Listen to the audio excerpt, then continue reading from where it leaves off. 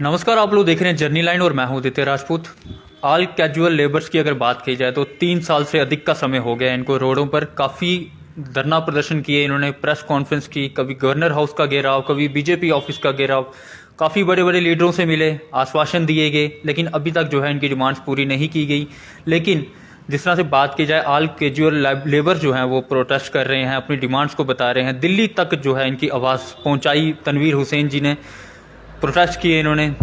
आश्वासन दिए जा रहे हैं, कहीं ना कहीं बताया जा रहा है कि इनकी डिमांड्स को सुना जा रहा है। ज़्यादा बातचीत करने के लिए हमारे साथ तनवीर हुसैन जी हैं, ऑल कैजुअल लेबर्स के प्रेसिडेंट हैं, हमारे साथ बात करेंगे, इनसे बात करेंगे। सर, क्या कहना चाहेंगे, काफ़ी सालों से प्रोटेस्ट कर रहे हैं और क्या डिमांड्स हैं आपकी? देखिए अदिति जी, सबसे पहले मैं आपका थैंक्स करता हूँ कि जर्नी लाइन्स में आपने इस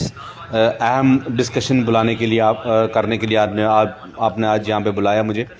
तो जहाँ तक मैं कहूँ आपके कि पिछले 3 साल नहीं बल्कि पिछले 14-15 साल से ही हम लोग काफ़ी सफ़र्स कर रहे हैं।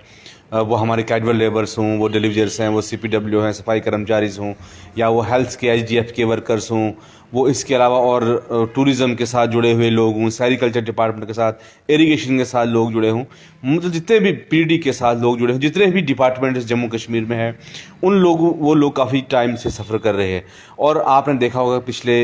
1 साल या पिछले 1.5 साल से काफ़ी अग्रेसिव तरीके से Jammu Kashmir casual labour vendor front का जो जब से क़याम बना, उससे पहले PHE लेवल पे हमने लड़ाई लड़ी, वो भी आपने देखा। लेकिन फिर जब हमने देखा कि खाली PHE लेवल पे लड़ाई जो है ये कहीं सिरे नहीं चढ़ रही है, तो इसमें हमने क्या किया कि जम्मू कश्मीर के और बाकी डिपार्टमेंट्स से है उनको भी एक प्लेटफार्म दिलाने की कोशिश की और क़याम हुआ Jammu Kashmir casual labour vendor front का, जिसकी हमारे कश्मीर प्रोविंस के जो प्रेसिडेंट इमरान परे और बाकी टीम जो हमारी स्टेट के वाइस प्रेसिडेंट जो वहाँ कश्मीर से ही हैं, तारिक रसूल साहब और फ़ैरोज़ साहब, आबिद साहब, जितनी भी टीम है, गुलामुद्दीन साहब, बहुत एग्रेशन टीम्स हमारी कश्मीर के अंदर भी काम कर रही है और जम्मू में भी हमारी बहुत अच्छी टीम है। और जिनने इस आवाज़ को इस तरीके से उठाया, हमें जम्मू से लेके जम्मू के खिते की बात हो, कश्मीर के खिते की बात हो, या उसके अलावा केंद्र तब यहाँ UT बनी,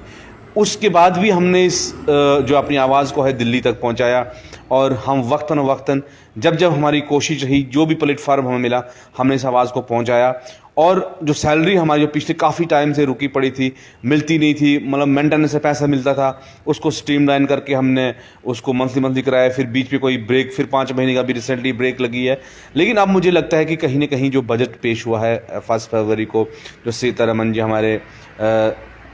फाइनेंस मिनिस्टर है, उन्हें दिल्ली से उसको पेश किया है, जिसमें उन्होंने ये कहा कि ऑल टाइप्स ऑफ वर्कर्स, जितने वर्कर्स भी हैं, उनको जो है क्या कहते हैं कि मिनिमम वेज में लाया जाएगा। लेकिन अब कब लाया जाएगा, कैसे लाया जाएगा, इसके लिए थोड़ा हमें इंतज़ार करना पड़ेगा। तो इसमें हमारे काफ़ी साथी हमें फ़ोन्स कॉल कर रहे थे, तो और ज़रूरी हो गए थे मीडिया में आने के लिए। तो हम अपने वर्कर्स को यही बोलते हैं कि अभी जो है खाली अफवाहें का ही बाज़ार हम इसको माने, क्योंकि जब तक हमारे लोगों को कुछ प्रैक्टिकली ग्राउंड लेवल पर दीजिए नहीं मिलेगा, तब तक हम जो है अभी वर्कर्स को कुछ क्लियर अपना नहीं बोल सकते हैं। हाँ, गुलिस्तान न्यूज़ पे भी ये वीडियो और न्यूज़ काफ़ी वायरल हो रही है पिछले 4-5-10 दिन सोशल मीडिया के ऊपर। जो हमारे सईद तजम्मुल जी, उनने उसको न्यूज़ को वहाँ ब्रेक किया। और उसके अलावा सरकार के खेमों में भी हलचल है, इसको हम मानते हैं कि है। लेकिन अब जब तक ना सरकार इसको ग्राउंड लेवल पे इसको लाती है, इसको इम्प्लीमेंट नहीं करती है, रिलीफ जब डोर स्टेप पे नहीं हमारे वर्कर्स को मिले, तब तक इसमें हम कुछ नहीं कह सकते। और दूसरी बात मैं आपको ये कहूँ कि इसमें भी और हमारे काफ़ी इशूज़, कुछ ऐसे लोग अभी हैं जो अभी फाइनेंस के अंदर अभी नहीं आए हैं। हमारे सीजनल लेबर कश्मीर के अंदर लगभग 3000 के करीब है, उनके साथ इंजस्टिस हुआ है, उनकी फाइल अभी कमिश्नर सेक्रेटरी के पास पड़ी, उसके पीछे भी हम देख रहे हैं। उसके अलावा 12 मोर्च का राइडर, आपने पहले भी बहुत इस पे लोगों के हमारे साथ सुने होंगे, रजौरी, पुंछ, डोडा, किश्तवाड़, कठुआ, सामा में कुछ लगभग 1600 लोग हैं, 12 मोर्च का राइडर लगाया हुआ है। कुछ ऐसे लोग हैं सेरिकल्चर के अंदर, कुछ हमारे साथी है, उनको 12 मोर्च का राइडर लगाया हुआ है। तो अभी कुछ ऐसे बहुत चीज़ें हैं जिनको हमें सॉल्व करना है। और मैं चाहता हूँ कि सरकार जो है इन जो छोटे छोटे जो डिपार्टमेंट लेवल के मुद्दे हैं उनको भी ख़त्म करे, और साथ ही साथ जो न्यूज़ आजकल फ्लैश हो रही हैं उसको जो है डिटेल से हम आज शाम को, रात को मेरे अपने पेज पे भी लाइव इसके ऊपर डिटेल, वहाँ से भी अपने वर्कर से हम बात करेंगे। लेकिन अभी तक जो खुल के जो हम यही बोल सकते हैं कि सरकार को कहीं ना कहीं हरकत में आई है, ये हमें मांगना पड़ेगा। अब सरकार देती क्या है, क्या गिव एंड टेक होता है, वो वक्त फैसला करेगा। लेकिन सरकार को चाहिए कि अब ज़्यादा वक्त ना लेते हुए इन वर्कर के साथ, क्योंकि बीजेपी ने भी इसको एजेंडे में रखा है, और माननीय डॉक्टर जितेंद्र सिंह से हमारी एक टीम दिल्ली में पिछले सितंबर में जाके मिली थी, और जो बजट है, बजट में डीडीसी इलेक्शन से पहले जब आपने ही जब कवरेज की थी प्रेस कॉन्फ्रेंस, कहा गया था कि जो डिलीवरीज का मुद्दा है जो इसमें हमने मैनिफेस्टो में रखा है, तो कहीं ना कहीं अब सरकार को और यहाँ के एडमिनिस्ट्रेशन को चाहिए इसको वन टाइम सेटल करे और यहाँ के आर्जी मुलाजमीन जो 61,000 लोग हैं उनके साथ इंसाफ हो और वो भी एक अच्छी ज़िंदगी अपने समाज में जो गुजार सकें। ये लाइव चल रहा है और अगर आप भी कोई सवाल पूछना चाहें तनवीर जी से रिगार्डिंग ऑल कैजुअल लेबर्स के या कोई भी टॉपिक पे आप बात करना चाहें तो आप हमारे कमेंट सेक्शन पे कमेंट कर सकते हैं। और जितने भी ऑल कैजुअल लेबर्स या डेली वेजर्स इस लाइव को देख रहे हैं प्लीज़ इसको शेयर करें और अपनी आवाज़ जो है वो आगे लाएं। और कोई भी सवाल अगर पूछना चाहता है तो आप कमेंट कर सकते हैं। सर, देखा गया कि काफ़ी देर हो गई प्रोटेस्ट किए हुए, बजट सेशन हुआ, बजट में भी एक उम्मीद थी आपको कि हमारे लिए कुछ ना कुछ किया जाएगा, लेकिन कहीं ना कहीं वो उम्मीद जो है उम्मीद बनकर रह गई कि ऑल कैजुअल लेबर्स या फिर डेली वेजर्स की बात की जाए उनके लिए बजट में ऐसा कुछ नहीं निकला। नहीं, देखिए बजट में जो बजट मैंने जैसे पहले क्या जो 1 फरवरी को पेश किया गया उसमें जनरल बजट जो हाइलाइट्स में है उसमें मिनिमम वेज था तो ऑल टाइप वर्कर्स के लिए रखा है। अब मैं वही आपसे बात कर रहा हूँ कि वही अभी हमें ऐसा क्लियरेंस नहीं हो रही है कि इसमें जम्मू कश्मीर के क्या पैरामीटर्स रहेंगे जब यहाँ पे इम्प्लीमेंट होगा। बाकी जैसे बाकी स्टेट जो पहले यूटीज बनी है, दिल्ली के हो, हरियाणा, चंडीगढ़ हो, वहाँ लगभग 18,000 के समथिंग सैलरी ऑलरेडी मिल रही थी। तो हमने काफ़ी टाइम से हमारा ये डिमांड थी और काफ़ी टाइम बहुत प्रदर्शन इसके ऊपर हुए कि सबसे पहले जो पहले फेज में मिनिमम वेज एक्ट को लागू किया जाए। और जो डॉक्टर जितेंद्र सिंह से हमारी उनके घर पे कमिटमेंट हुई थी, मीटिंग हुई थी और 2 घंटे की वार्ता हुई थी उनके साथ और उन्होंने कहा था इनको हम लाएंगे और रिलीफ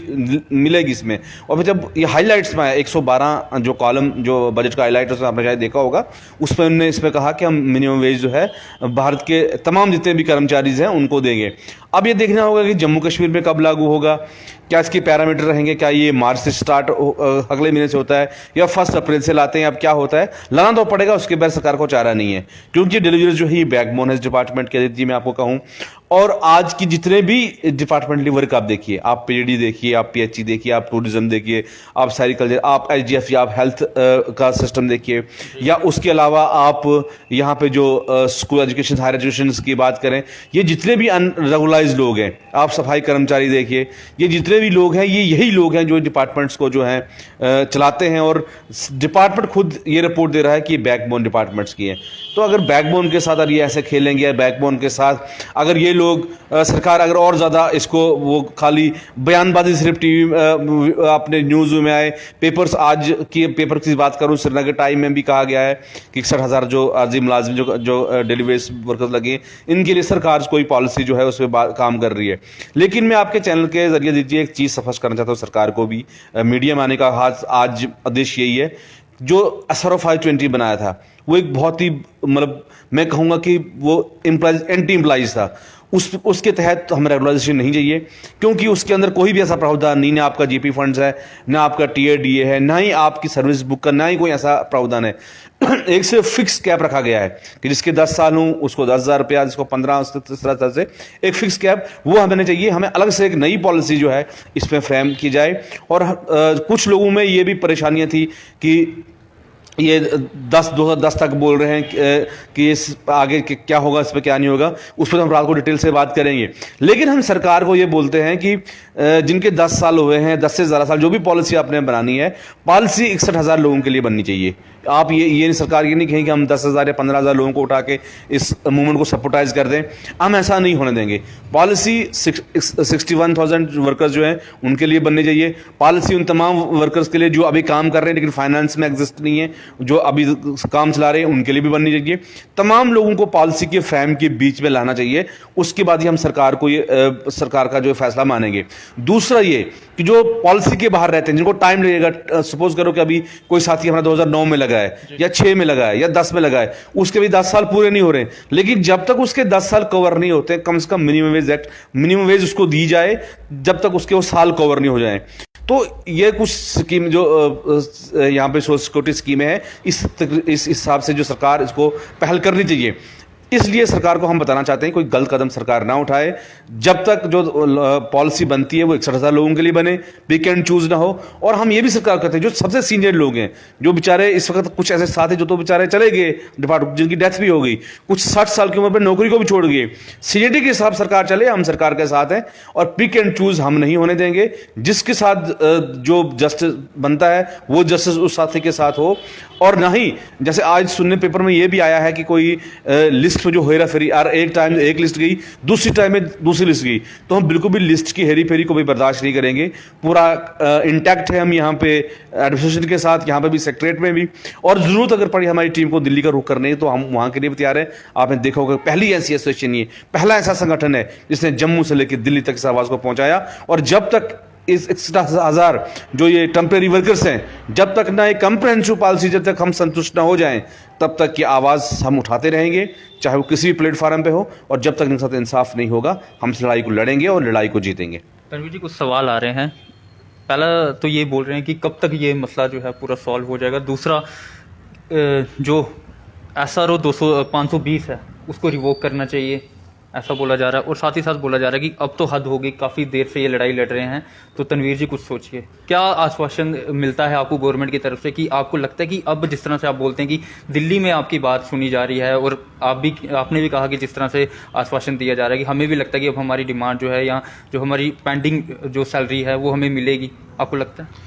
देखिए, जो बजट यहाँ बना के जो प्रिपरेशन यहाँ से गई है, उसमें जो पेंडिंग सैलरी हमारी, वो भी हमने हमारे चीफ इंजीनियर से, जितने भी एचओडी उनसे हमारी बात हुई कि जितना भी यहाँ पे लाइबिलिटी है लोगों की, वो आप बजट में भेजिए। इन्होंने यहाँ से भेज दी, तो मैंने वही कहा कितना, अभी जो क्वेश्चन आपने लिया कि कितना टाइम लग सकता है, उसी बारे में हम बात करेंगे। अभी बजट वहाँ पर चल रहा है, फर्स्ट को तो पेश अभी हुआ है, अभी इस पर डिस्कशन होगी। तो मुझे लगता है कि तस्वीर जो है 15 फरवरी के आसपास जो है इसकी सारी तस्वीर जो साफ़ हो जाएगी, क्या पैरामीटर्स रहेंगे, क्या सरकार करेगी, क्या नहीं करेगी। और दूसरा जो SRO 520 का क्वेश्चन आपने कहा, तो उससे पहले मैंने आपके सामने सारी बात रखी, शायद उन्होंने सुन लिया होगा कि SRO 520 हम नहीं चाहते हैं कि SRO 520, क्योंकि उसमें ऐसे कंडीशन लगाई हैं। एक तो सरकार कहती है कि आपके 112 CV होना चाहिए। मुझे दीजिए एक बात बोलिए, सरकार एक समय से सैलरी नहीं दे रही है, 112 CV हम कहाँ से लाएं? CV आपका तभी बने जब आपने सैलरी ड्रॉप किया, ट्रेजी से हुई होगी। एक से CV नहीं बन रहा है तो वो कहाँ से? और दूसरा SRO 520 में ऐसा कुछ भी नहीं है कि जिससे हमें बेनिफिट मिले। हमें एक जिस तरह एक रेगुलर्स जो पॉलिसी SRO 64 के तहत, जिस तरह पहले 94 के पहले लोग रेगुलराइज हुए, उस SRO के तहत हम जो उसमें पेंडिंग जो हमारा बचता है, हम इतना सरकार के साथ कंप्रोमाइज़ कर सकते हैं, उसको आप शिफ्ट वाइज दे दीजिए या उसमें हम कर सकते हैं। लेकिन जो पॉलिसी हो वो कंप्रहेंसिव पॉलिसी हो, वो बिल्कुल ऐसी लगे कि कुछ बेनिफिट हमारे वर्कर्स को मिले। नहीं तो SRO 520 जो BJP और PDP जब सरकार में यहाँ महबूबा मुफ्ती जी रही, जो खिलवाड़ हमारे साथ उन्होंने किया, तो उसके बाद उसका भी उनको देखना पड़ा कि जो बद्दुआएं इन वर्करों की ली, ये गरीब वर्कर है, देखिए ये ग्राउंड लेवल का वर्कर्स है। इनके घरों में मैं आपको ये कहूँ कि जो हमारे फार फ्लंग एरियाज़ के लोग हैं, आप गुंदो, बुलेसा, किश्तवाड़, अपना ठाठरी, या ये अपना गूल, अरनास, और ऊपर पुंछ, मंडी, कपवारा, टंगडार, इन एरिया से आप देखें, अनंतनाग वगैरह, इन लोगों में इस बर्फबारी में, और आप देखेंगे वो लाइन को स्टोर कर रहे हैं। वीडियो जब सोशल मीडिया पे आप मैंने वायरल देखी हुई कि बर्फ़ में बीच जाके, ठंडे पानी में जाके लोग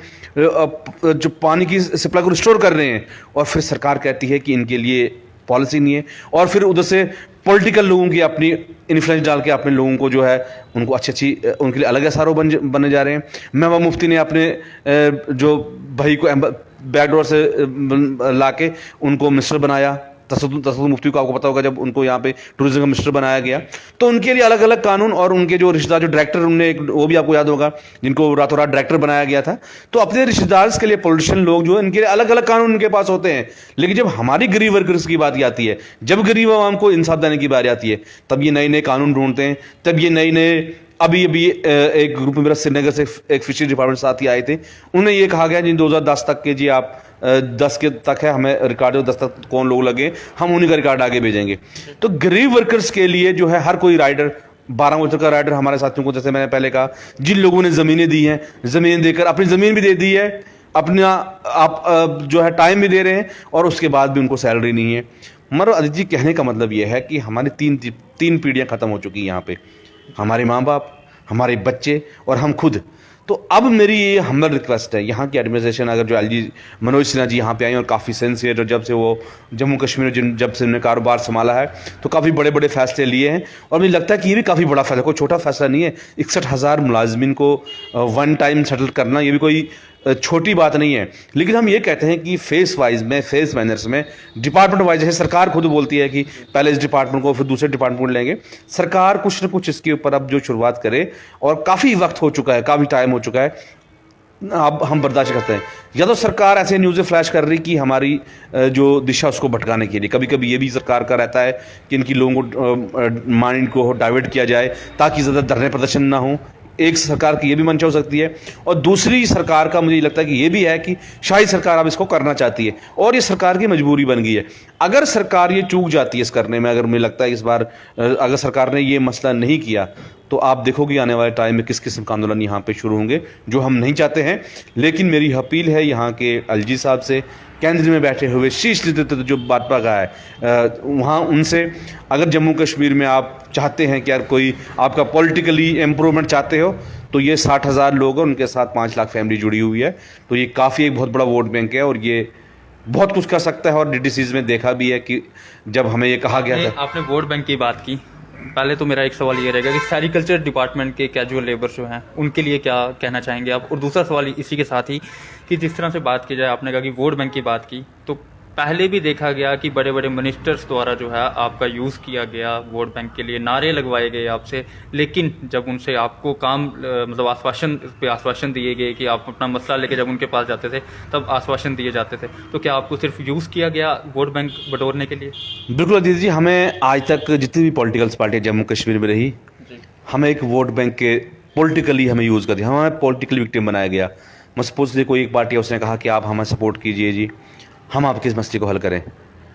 हम उनकी सपोर्ट की। उसके बाद दूसरी कोई पार्टी आई, उसकी सपोर्ट की। फिर जब 2014 में जब यहाँ हमने देखा कि पिछली यहाँ जितनी सरकारें रही, तो जब भाजपा 2014-15 यहाँ पे इलेक्शंस हुए, उसके बाद जब यहाँ पे उनकी सरकार आई, तो हमने चाहा कि एक मौका देना चाहिए इनको, क्योंकि इनका भी बनता है मौका देना। तो हमने पूरे जितने जम्मू कश्मीर के यहाँ पे हमारे डेलीवर से फैसला एक किया कि हम जो है तब्दीली लाएंगे, कश्मीर से पीडीपी और जम्मू से जो है बीजेपी को हम सपोर्ट करेंगे। और उसमें देखा होगा कि पहली बार लगभग 12 से 13 कैबिनेट मिनिस्टर हारना कोई छोटी बात नहीं है। और वो इलेक्शन आपको याद होगा, 12 से 13 और बड़े बड़े महारथी मिनिस्टर जिनके बंदा सोच नहीं सकता, उसमें अब्दुल रहीम राठौर जैसे मिनिस्टर थे, उनने अपना इलेक्शन हारा। उसके अलावा रमन भल्ला जी बहुत एक कदावर लीडर हैं, हमारे श्यामला शर्मा जी एक कदावर लीडर हैं। क्या हारने की क्या वजह रही, लेकिन कहीं ना कहीं जब गरीब के साथ जुल्म होता है, गलत होता है, तो ऐसी चीज़ें होती हैं। और उसके बाद जब भाजपा यहाँ या पीडीपी वहाँ पे आई, तो एक बहुत बड़ी उम्मीद थी हमें। ये नहीं कि मैं कहूँ कि भाजपा ने कुछ नहीं किया, बहुत काफ़ी हद तक इस हमारे इश्यूज़ को सुना भी उनने, और टाइम लगा, बिला शक हमने प्रोटेस्ट किए, लेकिन जो रिलीफ हमें मिलना था, जो डायरेक्टली रिलीफ हमें आज 4-5 साल तक नहीं मिल रहा है, वो नहीं मिल पा रहा है। और ये काम जो है ये कर सकता तो ये सेंटर की सरकार, ये भाजपा मोदी जी कर सकते हैं, क्योंकि जिन्हें बड़े बड़े 370 मसले को हटा दिया, राम मंदिर बन गया, ट्रिपल तलाक बना दिया, तो उससे बड़ा तो मुद्दा अभी एक ही मुद्दा रहा है जम्मू कश्मीर में। और ये छोटा मुद्दा अजीत जी, ये बहुत बड़ा मुद्दा है जम्मू कश्मीर में, क्योंकि इस मुद्दे को हर एक पॉलिटिकल पार्टी ने पॉलिटिसाइज यहाँ पे किया है। तो मैं चाहता हूँ कि अगर भारतीय जनता पार्टी और डॉक्टर जितेंद्र सिंह जी ने जिस तरह से हमारे कमिटमेंट किया, और जिस हिसाब से आज न्यूज़ें गश्त कर रही है सोशल मीडिया के ऊपर, अगर ये कहीं आगे सीधा चलता रहे और सरकार इस पर पॉजिटिव स्टेप लिखती है वन टाइम सेटलमेंट करने का, जो हमारे साथ वादा किया गया था कि इस इशू को वन टाइम सेटलमेंट सेंटर सरकार करती है, यहाँ पे यहाँ की एडमिशन करती है, तो उनके उसके अच्छे पॉजिटिव जो है नतीजे वो आने वाले इलेक्शंस में मिलेंगे। क्योंकि जब ग्राउंड लेवल पे जाओगे, वहाँ यही वर्कर्स होते हैं जो वोट डालते हैं, ये वही वर्कर होते हैं जो लोगों को लाते हैं। वहाँ पे कोई अंबानी अडानी या बड़े बड़े लोग या जो बड़े बड़े साहूकार लोग हैं वो लाइन में नहीं लगते हैं, यही गरीब लोग जो होते हैं वो लगते हैं। तो इसलिए ये पब्लिक से भी जुड़े होते हैं और पब्लिक के बीच में 24 घंटे रहते हैं, पानी बिजली का काम पब्लिक के साथ इनका रहता है, तो एक अच्छी इंटैक्ट डीलिंग भी पब्लिक के साथ इनकी होती है। तो अगर भारतीय जनता पार्टी और यहाँ की एडमिनिस्ट्रेटिव फैसला लेती हुई लगता है उसको इसका बेनिफिट होगा, लेकिन अगर उन्होंने हल्के में लिया तो इस बार एक बहुत बड़ा बदलाव यहाँ पे भी आएगा। हो सकता है कि यहाँ पे कुछ एक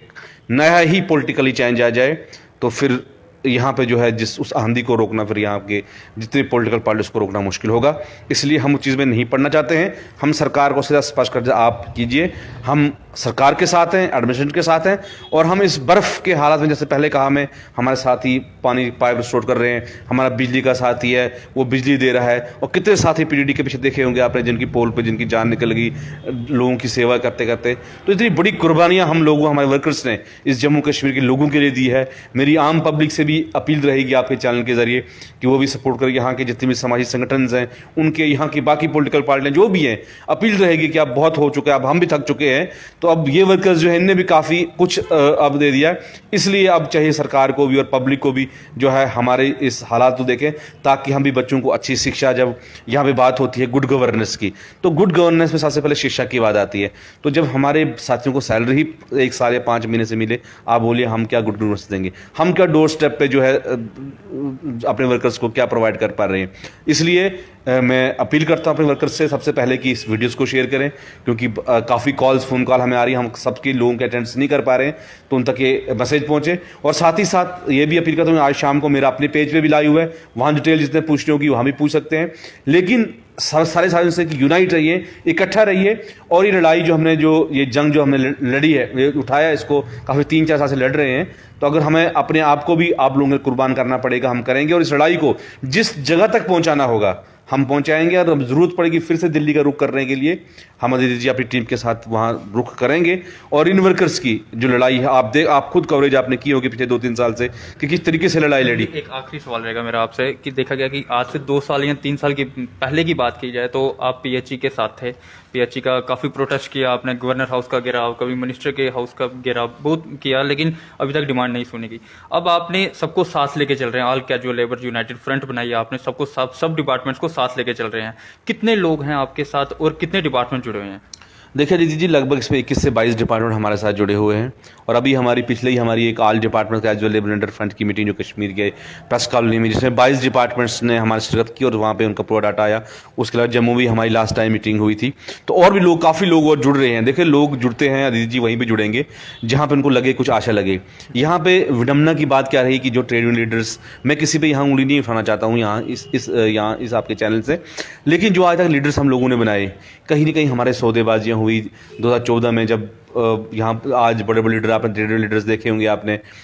आज तो बड़े बड़े बयान दे रहे हैं वो बैठ के, लेकिन उनको 50-60 हज़ार की सैलरी आ रही, लेकिन हमारे घर का जो दुख है वो किसी ने समझा नहीं। तो फिर हमें खुद सामने आके जो Jammu Kashmir casual labour front का क़याम करना पड़ा। फिर हमने खुद रिलीजर्स को बोला कि हमारी लड़ाई है, ये लड़ाई हमें खुद लड़नी होगी। तो हमने सारे लोगों को जो है इसको एक प्लेटफॉर्म बुलाया, वो जम्मू की बात हो, कश्मीर की बात हो, और फिर जाके सरकार जो है ये कहीं जो आज अगर बातें चल रही है सोशल मीडिया के ऊपर, या कोई सरकार या कोई कुछ करने की आ रही है, आपने देखा होगा कि दिल्ली में बहुत बार हमने मेमोरेंडम, और लास्ट टाइम अभी हमने एक होम मिनिस्ट्री में भी मेमोरेंडम भेजा था, एक हमने पीएमओ ऑफिस में भेजा था, और यहाँ पे भी गवर्नर एलजी साहब को भी एक दिया था। और हमारी कोशिश रहेगी कि अगले कुछ टाइम में एलजी साहब से भी हमारी टीम जो है मिलेगी, और जिस तरीके से भी इस आवाज़ को हमें उठाना होगा उठाएंगे। बहरहाल जम्मू कश्मीर के 61,000 मुलाजमीन की आवाज़ Jammu Kashmir casual labour front, आज खुशी है मुझे इस बात की कि जब मैं पीएचई लेके चला था और एक साथी थे हम, जोड़ते जोड़ते 2 साथी जुड़े, 3 जुड़े, लेकिन आज इस बात का बहुत गर्व है, महसूस करता है हमारा बैनर। और ये एसोसिएशन, ये फ्रंट जो है खाली मेरा नहीं है, ये उन तमाम लोगों का है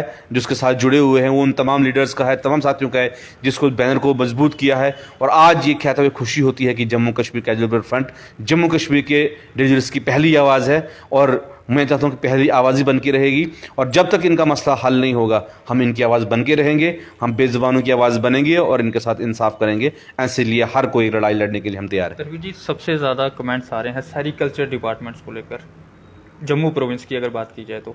सेरिकल्चर डिपार्टमेंट्स के कुछ लोग हैं वो पूछ रहे हैं कि तनवीर जी हमारे बारे में भी कुछ बोलिए। और यहीं पे अगर बात की जाए पीडब्ल्यूडी, पीडीडी, इनके बारे में भी कुछ बोलें। देखिए पीडब्ल्यूडी वगैरह इनके भी जब 61,000 की बात आती है तो इसमें तो सेरिकल्चर भी जाता है, इसमें सारे जाते हैं, इससे पीडब्ल्यू। लेकिन सेरिकल्चर डिपार्टमेंट की अगर बात करूँ, मैं कश्मीर के कुछ हमारे इश्यूज़ हैं इनको जो है वर्क डन के और पहली सैलरी मिलती थी वो भी ख़त्म ने कर दिया। उसके अलावा इनको वही 12 वोचर की जो मैंने बात की, जो राइडर लगाया हुआ है, उससे भी हमारी वहाँ पे भी सारी बात की है। तो अभी मेरी सेक्रेटरीट में 2-4 दिन तक मीटिंग होने जा रही है। कुछ इशूज़ हैं जो बहुत काफ़ी इशूज़ जो छोटे छोटे ऐसे हैं जिनको हमें डिस्कस करना पड़ेगा इंटरनेशनल लेवल पर। उसके ऊपर हमारी टीम पूरी लगी। अभी कश्मीर से भी हमारी टीम यहाँ पर पहुँच रही है 2-3 दिन तक, तो हम उस पर बात कर रहे हैं। बाकी पीडब्ल्यूडी वाले साथी भी आप देखते हैं कि सुबह जब बर्फ़ लगी होती है तो गाँव शाँव में, तो ये बेचारे जो वर्कर्स हैं इनको कहा जाता है, डायरेक्शन दी जाती है कि आप जाइए जी, आप रोड साफ़ कीजिए। बेचारे सुबह 6 बजे 7 बजे उठकर जाते हैं, रोड को साफ़ करते हैं, फिर उनके पास सैलरी नहीं होती है। तो बहुत बड़ा दुख होता है कि देखते हुए कि अगर सिटी में अगर कोई वर्कर्स अगर है, चलो वो अपनी ड्यूटी करके 2 घंटे के बाद हमको अपना काम 1 घंटा कर लेंगे, लेकिन जब गांव की रूरल की तरफ से आप दीदी आप जाओगे, रूरल में कोई ऐसा साधन आपके पास नहीं होता है कि जहां अपना दिन लगा के अपने लोगों का, अपने बच्चों को, फैमिली को पालन पोषण कर सकें। तो काफ़ी अगर वो वहाँ से ड्यूटी छोड़ते हैं तो फिर डर लगता है कि नौकरी चली जाएगी, वहाँ से करेंगे तो बच्चे भूखे मर जाएंगे। तो ये बहुत डबल स्टैंडर्ड का जो हमारे लोग जो फंसे हुए हैं। अब लास्ट पे यही मैं अपील सारे डिपार्टमेंट से करूँगा, सभी वर्कर्स से, कि आप निश्चिंत रहिए, जब तक United Jammu Kashmir casual labour United front है, हम इस आपके आवाज़ को उठाएंगे। जो भी आपके मुद्दे होंगे वो आप कमेंट बॉक्स में, हम ऑलरेडी मैं दोबारा से मैं इसको रीड करूँगा, और मैंने जैसे कहा कि शाम को फिर मेरा लाइव है 9 बजे, उसमें भी आप अपनी बात रख सकते हैं। इसलिए मेरी यही अपील है सरकार से, अंत में यही रहेगा, यही गुजारिश रहेगी कि सरकार से कि अब ज़्यादा वक्त ना लीजिए, अब इसको फौरी वन टाइम इस इशू को सेटल कीजिए, क्योंकि अब हम थक चुके हैं और हमारे वर्कर्स जो है वो भी अब बेचारे थक चुके हैं। कुछ साथी गुजर चुके हैं, कई साथियों की ऐसी हालत है। अभी एक हमारा साथी था, उसकी पिछले साल की बात है, 95% मार्क्स 10+2 में लिए, लेकिन कॉलेज में जाने के लिए एडमिशन उसके पास पैसा नहीं था। तो दुख की बात होती है कि जिस देश में 73 साल आज आज़ादी को हुए, और आज़ादी के 73 साल के बाद भी अगर हमें अपने बच्चों को स्कूल डालने के लिए अगर हमारे पास पैसे नहीं है, अगर 3 वक्त की रोटी जो है हमारे पास नहीं है, तो दुख से साथ कहना पड़ता कि कौन से पॉलिटिशियन लोग यहाँ पे है, कौन सा सिस्टम है, कौन सी डेमोक्रेसी है कि जो यहाँ पे, इसलिए सारा सिस्टम चेंज हो, जम्मू कश्मीर के आवाम, यहाँ की डिलीवर्स, यहाँ के कैजुअल लेबर्स को इंसाफ मिले। उस वक्त हम मानेंगे कि हम आज़ाद हैं और आज़ाद भारत में हम रह रही है, इस चीज़ का गर्व है। लेकिन जो यहाँ कुछ लोग जो है, जिन्होंने बंधक बना के रखा है जम्मू कश्मीर को, वो अपने जहनों को खोले और यहाँ पे यहाँ के कैजुअल लेबर्स के साथ इंसाफ करके उनको एक राहत प्रदान करें। लगातार प्रोटेस्ट हो रहे हैं, लगातार घेराव हो रहे हैं, आखिर क्या वजह मानते हैं आप as a president all casual labour, क्या वजह मानते हैं कि आपकी सुनी नहीं जा रही अभी तक? देखिए दीजिए, जैसे मैंने पहले कहा कि हम लोगों को जो है, सब पहले तो लोग ये बटे हुए थे अलग अलग, कोई डिपार्टमेंट उठ के अलग प्रोटेस्ट करता था, कोई अलग, तो सरकार को भी मौका मिलता था। अब जब सारे साथी इकट्ठा हुए, हम और भी हमारे जो साथी कुछ बार है वो भी इकट्ठा हुए, तो एक इसको पावर को बनाया हमने और सरकार के सामने बात रखी। और दूसरी ये बात है कि नंबर जो है काफ़ी बड़ा नंबर है, और जो इस नंबर को देखते ही वो चुप कर देता था। लेकिन फिर सरकार को हमने एक तजवीज़ पेश की थी, और तजवीज़ थी 2014 में, जब एक कैबिनेट सब कमेटी बनी 2014 की, जो यहाँ पे उस टाइम यहाँ पे जो चीफ मिनिस्टर उमर अब्दुल्ला साहब थे, तो उनने ये कहा था, कुछ कैबिनेट सब कमेटी ने रिपोर्ट दी थी कि फेस मैनेजमेंट को, जैसे 94 से लेकर 2005 तक पहले फेस पे निकाला जाएगा, 5 से लेके उसके बाद 9 तक दूसरा फेज़, 9 से लेके 15 तक तीसरा फेस वाइज फेस मैनेजमेंट निकाला जाएगा, इस तरीके से निकाला जाएगा। एक तो वो बात थी। दूसरी ये क्या है कि कुछ लोग, मैं साबित से लोग नहीं कहूँगा जी, जो कुछ ऑफिसर्स के टच में है, उनकी सैलरी भी पूरी मिलेगी, उनका कोई पेंडिंग भी नहीं होगा। जो कोई थोड़े बहुत जिनके आपस अपने लिंक होंगे, उनने दफ्तरों में अफसरों से लिंक बनाए होंगे, उनकी सैलरी चली जाएगी। लेकिन जो बेचारा जिसका कोई सुनने वाला नहीं है, जिस साथी का, वो साथी परेशान, ना ही उसके ऑफिसर सुनेगा, ना उसका कोई सुनेगा। तो यहाँ पे जो जेन्युइन लोग जो काम करने वाले हैं वो सफ़र कर रहे हैं। तो ये वजह कहीं ना कहीं मैं सरकार से मेरी ये भी अपील रहेगी कि जो जेन्युइन लोग हैं, और जो आज की जो संडे टाइम्स न्यूज़ में आई थी कि लिस्ट में जो हेरी फेरी हुई है, हेरी फेरी कोई बात नहीं है, लिस्ट ऑलरेडी पड़ी है, एज पर फाइनेंस लिस्ट उठाएं, वहाँ पे जो फाइनेंस एग्जिस्ट हैं, और ग्राउंड लेवल पर जो लोग काम कर रहे हैं, मैं भी नहीं बोल रहा हूँ कि 61,000 ही काम कर रहे हैं, कुछ लोग ऐसे भी होंगे जो कहीं बैठे होंगे, उनको सैलरी निकलती होगी, उनकी वेरिफिकेशन प्रॉपर वेरिफिकेशन हो बाद में, हम नहीं कहते, लेकिन जेन्युइन लोग काम कर रहे हैं वो क्यों सफ़र करें। इसलिए जो जेन्युइन लोग हैं, जो जेन्युइन तरीके से यहाँ पे डिपार्टमेंट को चला रहे हैं, उनको जो है वन टाइम सेटलमेंट की जाए। अगर ऐसा नहीं होता है तो आगे फिर जो भी प्लानिंग कश्मीर से भी लोग हमारे आ रहे हैं, जम्मू से भी, हम बैठ के मीटिंग करेंगे, और उसके बाद जो भी निकल के निश्चय सामने आएगा, उसके ऊपर हमारा जो यूनाइटेड फ्रंट है वो आगे बढ़ेगा, और इन लोगों के लिए जिस किस्म की भी आवाज़ उठानी होगी उठाते आ रहे हैं, और आगे भी और भी उठाएंगे। चलिए सर, बहुत शुक्रिया बात करने के लिए। तो हम भी अपने चैनल के माध्यम से एडमिनिस्ट्रेशन से यही गुहार करेंगे कि आप भी ऑल कैजुअल लेबर्स की डिमांड को सुने और जल्द से जल्द इनकी डिमांड्स को पूरा करें, क्योंकि 3 साल से अधिक का समय हो गया है। ऑल कैजुअल लेबर्स की बात करें या फिर जो डेली वेजर्स हैं, वो काफ़ी देर से धरना प्रदर्शन कर रहे हैं अपनी डिमांड्स को लेकर। कभी गवर्नर हाउस का घेराव करते हैं, कभी बीजेपी ऑफिस का घेराव करते हैं, लेकिन अभी तक जो है इनको सिर्फ आश्वासन पे आश्वासन दिया गया, इनकी डिमांड्स को जो है नहीं सुना गया। तो आने वाले टाइम पे ये तो वक्त ही बताएगा कि इनकी डिमांड्स को जल्द से जल्द पूरा किया जाता है कि नहीं किया जाता, ये तो आने वाला वक्त ही बताएगा। तब तक के लिए बने रहें आप जर्नी लाइन के साथ।